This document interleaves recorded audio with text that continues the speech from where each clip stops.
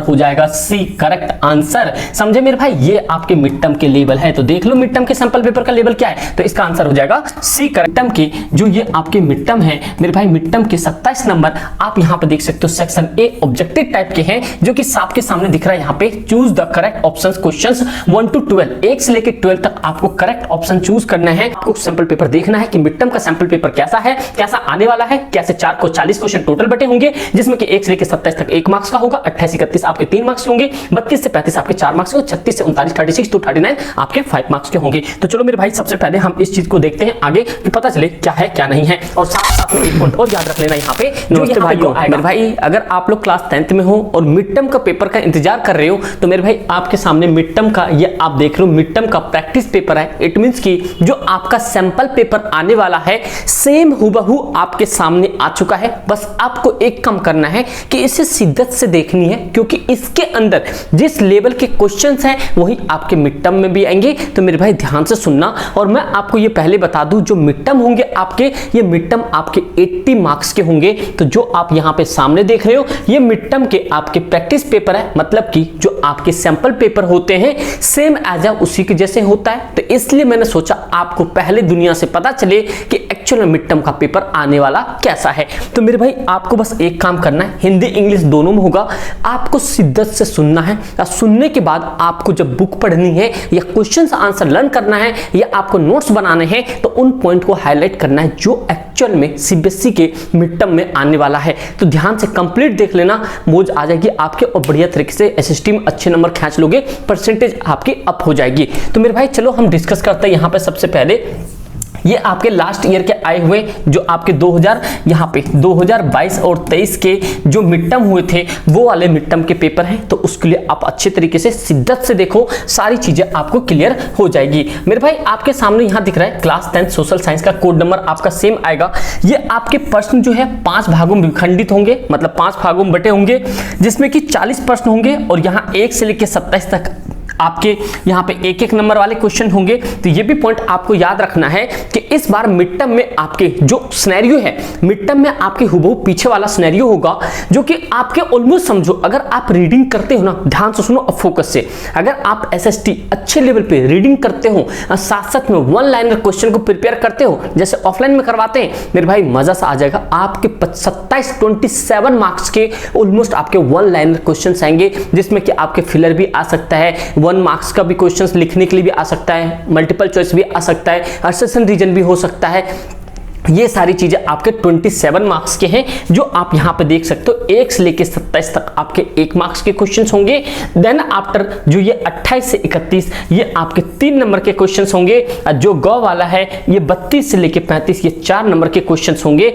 जैसे नीचे जाओगे आपके पास यहाँ 30 से लेकर 36 से लेकर 39 तक ये 5 नंबर के क्वेश्चंस होंगे। तो आप कंप्लीट चीजों को देखना, मैं आपको सिर्फ अभी ओवरव्यू दे रहा हूं। बस आपको सैंपल पेपर देखना है कि मिड टर्म का सैंपल पेपर कैसा है, कैसा आने वाला है, कैसे 4 को 40 क्वेश्चन टोटल बटे होंगे, जिसमें कि 1 से लेकर 27 तक 1 मार्क्स का होगा, 28 31 आपके 3 मार्क्स के होंगे, 32 से 35 आपके 4 मार्क्स के होंगे, 36 से 39 36 to 39 आपके 5 मार्क्स के होंगे। तो चलो मेरे भाई सबसे पहले हम इस चीज को देखते हैं आगे, कि पता चले क्या है क्या नहीं है। और साथ साथ में एक पॉइंट और याद रख लेना, यहाँ पे जो यहाँ पे गो आएगा आपके 40 जो क्वेश्चन होंगे ये आपके 4 अंकों के होंगे, जिसमें 40.1 40.2 करके होंगे। और यहाँ पे आपके क्या होंगे, मैप होंगे। और मैं आपको एक पॉइंट और बता दूं मेरे भाई, आप ना क्लास 10th के मैप ऑलरेडी अपलोडेड है वीडियो सेक्शन में, 2-4 हफ्ते पीछे जाना, जो मैप आपके एक्चुअल आने वाला है वो आपको क्लास मिल जाएगी। जो ऑफलाइन के क्लास होता है सेम क्लास आपके सामने रिकॉर्डेड है। मेरे भाई सारी चीज समझने के बाद आप ये सेक्शन ए बी यहाँ पे भी समझ गए, ये हिंदी इंग्लिश दोनों में सैंपल पेपर तो कंप्लाइंट दोनों में ही आता है। तो मेरे भाई अभी आपको देखने का है कि ये जो आपके सामने ये इतने इंपॉर्टेंट क्वेश्चंस हैं जो आपके मिड टर्म के, जो ये आपके मिड टर्म है मेरे भाई, मिड टर्म के 27 नंबर आप यहाँ पे देख सकते हो सेक्शन ए ऑब्जेक्टिव टाइप के हैं, जो कि आपके सामने दिख रहा है यहाँ पे। Choose the correct option questions 1 to 12, 1 से लेकर 12 तक आपको करेक्ट ऑप्शन चूज करना है, जो आपके सामने यहाँ पे कह सकते हो MCQ क्या कर सकते हो एमसीक्यू। यहाँ पे एमसीक्यू मतलब कि ये देखो 27 मार्क्स का टोटल है, उसमें आपके टोटल कितने होंगे, ये एमसीक्यू टोटल क्वेश्चंस होंगे, तो ये भी पॉइंट आपको याद रखना है। उसके बाद और सारे क्वेश्चंस हैं, तो आप क्वेश्चंस का एक बार लेवल देखो किस तरीके का लेवल है। अगर आप आज से पढ़ोगे तो आप लोग इसी तरह से पढ़ना, और आपको पता है कि 25 सितंबर से ऑलमोस्ट आपके मिड टर्म हो जाएंगे। मैंने आपको डेट शीट भी बता दिया था, इवन ये भी बता दिया कि आपका रिजल्ट किस दिन आएगा और फाइनल पेपर कब होगा। वीडियो जाकर देख लो, नहीं तो आप सर्च भी कर लेना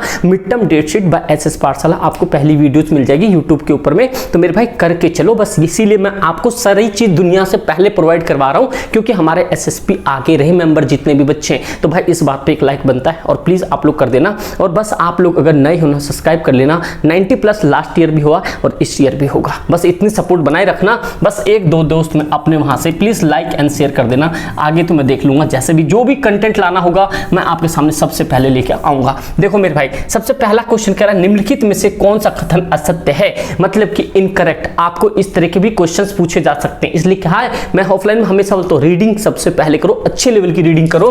क्वेश्चन है कि आप निम्नलिखित में से कौन सा कथन असत्य है, मतलब कि which among the following is incorrect statement. English वाले बच्चे यहां देख सकते हैं, हिंदी वाले यहां देख सकते हैं। ये आपके इकोनॉमिक्स से है, प्राथमिक क्षेत्र, द्वितीय तृतीय वाले क्षेत्र जो है आपके प्राइमरी सेकेंडरी ट्राइसरी। तो इसमें स्टेटमेंट दे रहा है यहाँ पे कि primary sector also is agriculture and the related sector. हाँ भाई, हमें पता है कि जो प्राइमरी सेक्टर होता है एग्रीकल्चर से रिलेटेड होता है। नेक्स्ट वन कह रहा है secondary sector also known as industrial sector. हाँ भाई, ये इंडस्ट्रियल सेक्टर होता है, ये भी करेक्ट स्टेटमेंट है। कह रहा है यहाँ पे fishing come under the secondary sector. नहीं भाई, फिशिंग जो होता है हमारे सेकेंडरी में नहीं आता, प्राइमरी में आता है, इसलिए हमारा ऑप्शन नंबर हो जाएगा सी करेक्ट आंसर। समझे मेरे भाई, ये आपके मिड टर्म के लेवल है, तो देख लो मिड टर्म के सैंपल पेपर का लेवल क्या है, तो इसका आंसर हो जाएगा सी करेक्ट हो जाएगा। Banking comes under the tertiary sector, तो बैंकिंग किस में आता है, ट्राइसरी सेक्टर। एक मेरा क्वेश्चन है आप लोगों से, मुझे ये बताओ ट्राइसरी सेक्टर के अंदर में वकील आएगा या नहीं आएगा, लॉयर आएगा या नहीं आएगा, टीचर आएगा या नहीं आएगा। आप लोगों को कमेंट होना चाहिए यस या नो, यस या नो में आप लोगों को कमेंट होना चाहिए। समझे बात को यहाँ पे, तो क्वेश्चन नंबर आप लिख लो, पहला क्वेश्चन नंबर के आंसर आप बता देना यस या नो में। क्वेश्चन है ट्राइसरी सेक्टर के अंदर में वकील, लॉयर या टीचर आते हैं या नहीं आते हैं। अब सेकंड क्वेश्चन देखते हैं। सेकंड क्वेश्चन आपके सामने पूछ रहा है, और क्वेश्चन देखो क्या रहा है, निम्नलिखित में से कौन सा पंजाब समृद्ध किसान के लिए विकास का लक्ष्य नहीं हो सकता। कह रहा which of the following is not be a development goal of prosperous the farmer in Punjab. Punjab के फार्मर के लिए क्या लक्ष्य नहीं हो सकता है। क्या यहाँ पे लोअर सपोर्ट, मतलब कि वो जो एमएसपी आया था, मतलब ये चीफ लेबर प्रॉस्पेरिटी इरिगेशन तो होता ही है भाई यहाँ पे, ये सारे मतलब कि क्या रहा है, अगला पॉइंट कह रहा है यहाँ पे price for the his crop, मतलब क्या गोल नहीं हो सकता। एक पॉइंट को एक चीज समझो, इसको ये ज्योग्राफी में थोड़ा सा घुमा के पॉइंट पूछा है, तो आप इसके अंदर सब पॉइंट देखो। अपनी उपज के लिए कम समर्थ मूल्य, मतलब अपनी उपजाओं के लिए कम मूल्य देना होगा, सस्ते मजदूर दर, सुचारू रूप से सिंचाई की व्यवस्था करना, ए और बी दोनों गलत है। तो आप मुझे बता सकते हो क्या है, ये आपके टोटली स्टेटमेंट के ऊपर डिपेंड हो सकता है। तो इसमें भाई सभी बच्चे के अलग अलग आंसर वेरी करेंगे, बट आपको एक चीज देखना पड़ेगा, ये तो सी आंसर तो आपके 100% सही है, क्योंकि प्रॉपर मतलब इरिगेशन तो चाहिए, ये इनका डेवलपमेंट का गोल हो सकता है। ये नहीं हो सकता सस्ते लेबर दर, मेरे हिसाब से चीप लेबर आना चाहिए। आगे आप लोग एक बार मुझे कमेंट करके बताना, ठीक है भाई। अगला है तीसरा क्वेश्चन, जो कि मोस्ट इंपॉर्टेंट चैप्टर है। आप चैप्टर भी इंपॉर्टेंट है और क्वेश्चन भी इंपॉर्टेंट है। कह रहा निम्नलिखित में से महात्मा गांधी राष्ट्रीय ग्रामीण रोजगार गारंटी 2005 के संबंध में क्या सत्य है, मतलब कह रहा which of the following true regarding the Mahatma Gandhi MNREGA 2005 act. आपको पता है उसमें बोला था 100 डेज का जॉब देंगे, इस रूरल एरिया ग्रामीण एरिया के लिए था, और यदि सरकार रोज उपलब्ध कराने में असफल रहती तो बेरोजगार को भत्ता प्रोवाइड करेंगी। ये भी सही है, ये भी सही है, ठीक भाई। यहाँ पे उपरोक्त सभी, तो मतलब इसका आंसर हो जाएगा करेक्ट है। तो क्या आप मुझे कमेंट करके बता सकते हो कि कितने डिस्ट्रिक्ट में, आई मीन कि सबसे पहला डिस्ट्रिक्ट कौन था जहां पे ये लागू किया गया था। कमेंट चाहिए अगर आप लोगों ने डिटेल में पढ़ा है। अगर नहीं पढ़ा ना, वीडियो सेक्शन में जाओ, 2023-24 के प्लेलिस्ट में भाई एक टॉपिक कवर करवा रखा है, जाके चेकआउट करो। जो यहाँ पे है वही पूछा जाएगा, और जितना करवा दिया उससे बाहर कुछ नहीं होगा, क्योंकि भाई उतना समय नहीं होता है कि मैं आपको 2 से 2.5 घंटा 3 घंटा लाइव करवाऊं। आपके साथ मेरे पास बहुत कम समय होता है, उसी समय में एक बेस्ट से बेस्ट मटेरियल देने की कोशिश करता हूं। बस आप लोग के आगे डिपेंड है कि आप लोग किस तरीके से उसे कंज्यूम करते हो, ठीक है मेरे भाई। इस तरह के क्वेश्चंस आएंगे। अगला क्वेश्चन आके यहाँ पे अगला क्वेश्चन है, यदि किसी क्षेत्र में बड़े डैमों को, देखो ध्यान से कह रहा है, यदि किसी क्षेत्र में बड़े बांधों को बनाया जाता है तो स्थानीय लोग उसका विरोध क्यों करते हैं? ये आप लोग को पता होगा क्यों करते हैं। सबसे पहले बाढ़ आ सकता है, उन्हें वजह से छोड़नी पड़ सकती है। करेक्ट स्टेटमेंट है। कह रहा है big dams are constructed in area, why do local people मतलब रेजिस्ट क्यों होते हैं? क्योंकि वह दे विल बी डिस्प्लेस्ड, वो दूसरी जगह जाना पड़ सकता है। There land will be submerge, उसके जमीन उमीन हो सकते हैं, वो सारे भूमि खत्म हो जाते हैं। आय के साधन खाने का डर होता है। सभी कथन सत्य है, तो ऑब्वियस बात है सारे कथन सत्य है। तो ये भी पॉइंट पता होना चाहिए। जो डैम्स बाढ़ आते हैं, तो अभी आप लोग का एक क्वेश्चन और है कमेंट में, अभी सबसे भयंकर बाढ़ कौन से स्टेट में आया था? तो मुझे आप लोग कमेंट करके बताना। 2 ऑप्शन दे रहा हूं 50-50 चांस में, आपके हिमाचल प्रदेश या उत्तराखंड। ठीक है भाई, 2 ऑप्शन आपके सामने दे दिया है। ठीक है भाई, अगला पॉइंट है यहाँ पे, कह रहा है यहाँ पे किसी देश की औसत आय उसकी कुल आय में निम्नलिखित में से किसके भाग को देखकर निकाली जा सकती है? ये आपके एवरेज इनका, ये आपके इकोनॉमिक्स से आ गए। देखो आपके सामने फिलर भी आ सकता है कि शिक्षा एवं स्वास्थ्य के आधारभूत प्रावधानों के कारण भारत डैश शिशु राज्य मृत्यु दर सबसे कम है, मतलब किस राज्यों में शिशु मृत्यु दर कम है? मेरे हिसाब से आपके सामने केरल आंसर होना चाहिए। ये सारी चीजें हैं मेरे भाई, आपको इसी तरह के क्वेश्चंस करवा दिए गए हैं। और मुझे ना एक चीज और चाहिए, जो सीरियस बच्चे हैं, बस आप लोग का यहाँ पे सीरियस कमेंट्स चाहिए मुझे, कि बस आप लोग एक चीज बता देना कि भाई इस तरीके का एमसीक्यू कराया जाए। 30 नंबर आपके हाथ में होंगे, जो एमसीक्यू आपके यहाँ करा दिया जाए ना भाई, वो आपके पेपर में छप जाएंगे। नहीं तो जो एक्सप्लेनेशन दूंगा वो आपके पेपर छप जाएंगे। आज गारंटी ले लो 110%। बस आप सभी को कमेंट आने चाहिए और ज्यादा से ज्यादा इस वीडियो को शेयर करना, जिससे कि ज्यादा कमेंट आने पे मैं सारी चीजों को अच्छे से प्रिपेयर कर सकूं और आपके सामने वन शॉट चीजें लेकर आ पाऊं जो आप पेपर में डंका बजा दो। एसएसटी थ्योरी के पार्ट में आप जितना अच्छा इंप्रूवमेंट लेकर आओगे पेपर के अंदर में, उतनी अच्छी परसेंटेज बनेगी। तो ये सारे क्वेश्चंस आपको पता चल गया। ये क्वेश्चंस आप लोग मुझे कमेंट करके बताओ। ये आपका होमवर्क दे रहा हूं और मैं ये सारे क्वेश्चंस आपको मैं लाइव में सॉल्यूशन करवा दूंगा। ठीक है भाई, सबसे पहले सैंपल पेपर आपको अपने चैनल पर मिला है एचएसपी पे, आपको एक मॉडल फॉर्मेट में मिल गया ना, यही सबसे बड़ी बात है। आपको एक आइडिया मिल गया, अब आपको पढ़ना कैसे। ठीक है भाई, तो ये आप लोग बस कमेंट करके बताना। ये आप लोग का होमवर्क है। सेकेंडरी सेक्टर क्या कहलाता है? अभी हमने ऊपर भी देखा, मैन्युफैक्चरिंग, प्राइमरी, ट्राइसी, सर्विस। आप मुझे कमेंट करके सारे बच्चे चाहिए। चलो मैं बड़े क्वेश्चंस दिखाता हूँ, एक बड़ा क्वेश्चन आपके सामने आ जाए। ये सारे मेरे भाई बहुत आसान क्वेश्चन हैं। मैं क्या ही बताऊँ, बहुत मतलब कि मजा से आ गया पेपर देख के, क्योंकि देखो मेरे पास सारे स्टॉक है, सारे पेपरों को जाए लास्ट 15 साल का पेपर ले लो। लेकिन उसके लिए भाई क्या करना पड़ेगा, आप लोग भी थोड़ा सा अपनी मदद करो, अपनी थोड़ी सी हेल्प करो। हेल्प कैसे करो? आप कंप्लीट रीड करो। ठीक भाई, क्या करो? कंप्लीट रीड करो। मैंने बताया था चैट जीपीटी एआई में क्या बोला उसने, कि आपको सेल्फ नोट क्रिएट करना चाहिए। जैसे मैं पहले बताता हूँ, आप लोग उतना चीज, अगर जितना चीज आपके चैनल पे है उतना चीज फॉलो कर लो, आप भाई 90+ के हकदार हो जाओगे। ठीक है मेरे भाई, एक क्वेश्चन देखो यहाँ पे, विच द एथनिक ग्रुप, छोड़ो इसे, एथनिक करवा सकते हो और आप बता सकते हो। Which ethnic group is the minority in Belgium, ये पूछ रहा है। द कैपिटल ऑफ बेल्जियम, ये भी आपको पता होगा। आप लोग जाकर वीडियो देखो, एक एक्सप्लेनेशन कर रखे हैं पूरे चैप्टर, उससे बाहर कुछ भी नहीं आएगा मेरे भाई। ठीक है भाई, इतने पॉइंट समझ गए। ये सारे पॉइंट्स अब मैं बड़े क्वेश्चंस में आता हूं। ये 1 लाइनर क्वेश्चंस हैं। ठीक है भाई, अगला क्वेश्चंस में आता हूं। यहाँ पे बड़े क्वेश्चंस में आपको दिखाना चाहता हूं, रोलेक्ट एक्ट कब लागू किया था। आप लोग ये भी कमेंट करके बता देना। यार मिड टर्म के अंदर में आप देख सकते हो, मिड टर्म के अंदर में किस तरीके के क्वेश्चन है। मिड टर्म में बताऊं, ये नॉर्मल क्वेश्चन है और इस तरह के क्वेश्चन बस आप लोग को कमेंट करके बताना है कि भैया ये क्वेश्चन करवाओ, आगे तुम्हारे सामने होगा। देखो मिड टर्म के क्वेश्चन है क्या, 1 से लेकर 27 तक क्या आएगा, एमसीक्यू आएगा। ये पहले बता दिया, मतलब एमसीक्यू मतलब 1 लाइनर होंगे, जिसमें कि आपके 12 क्वेश्चन एमसीक्यू होंगे, फिर आपके यहाँ पे एडसेशन रीजन होंगे, फिर आपके फिलर वाले होंगे, गैप भरना पड़ेगा, फिर आपके 1 स्टेटमेंट वाले होंगे, जैसे आप सामने देख रहे हो यहाँ पे। When was the रोलेक्ट act implemented, कब हुआ था, कब हुआ था बता सकते, कमेंट बॉक्स में मुझे कमेंट चाहिए भाई। और भारत माता की चित्र सबसे पहले किसने बनाया था, ये भी पता चुका मैं आपको कि what do you understand by silk route, ये आप देख लो सिविक्स के पेपर को। What do you understand by the Bretton the wood system, ये आपको पता होना चाहिए वुड सिस्टम क्या, ये भी आप सिविक्स की कॉपी देख लो। कॉपी मतलब ये तो मैं सोच रहा ऑफलाइन वाले को, जैसे आपने देख लो आपके सारी चीजें मिल जाएंगी। तो इस तरह के क्वेश्चंस आते हैं, बस मुझे आप लोग का कमेंट चाहिए कि भाई इस तरह के क्वेश्चंस करवा दो, मैं आपको सारी चीजें करवा दूंगा। ठीक भाई, लेकिन हाँ वही है, आप लोग प्लीज इस वीडियो को शेयर करना। देखो सेक्शन बी में आपको वेरी शॉर्ट आंसर लिखने हैं, जो कि आपके 4 क्वेश्चंस मिलेंगे। सेक्शन बी में 4 क्वेश्चन मिलेंगे, 3-3 नंबर के, 12 नंबर के हो जाएंगे। ये आपके मिड टर्म के हैं, फिर से मैं याद दिला देता हूँ, मिड टर्म के आपके सेम पेपर आने वाले हैं, समझ रहे हो, इसी पैटर्न पे आएगा, क्योंकि मैं ये आपको 23 वाला पेपर दिखा रहा हूँ। देखो भाई, कह रहा असहयोग आंदोलन मतलब किसे कहते हैं, असहयोग आंदोलन क्यों आरंभ किया गया था, ये वाला टॉपिक कवर करके चलो। सविनय अवज्ञा आंदोलन, ये वाला टॉपिक कवर करके चलो। ये सारे टॉपिक देख लो, आपकी कॉपी में करवा रखे हैं मैंने। ठीक है, आप लोग जाकर वीडियो चेकआउट करो भाई, एक क्वेश्चन मिलेगा और 1 शॉट एक्सप्लेनेशन है सर।